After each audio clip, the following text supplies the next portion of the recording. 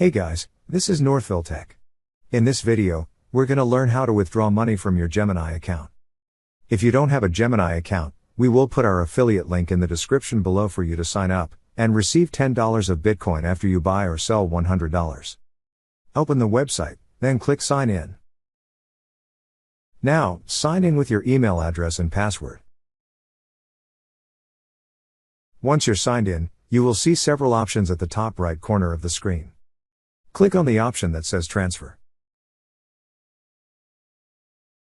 Then, a drop-down list will appear. You will see an option for Withdraw from Gemini. Click on Withdraw from Gemini. Now, select first the currency by clicking the drop-down arrow on the currency field. Then, the list of currencies will appear. In this video, we chose US dollar since it's our default currency. Click on the currency you wish to use. Then click on Continue. Next, select the destination where you wish to withdraw your money into.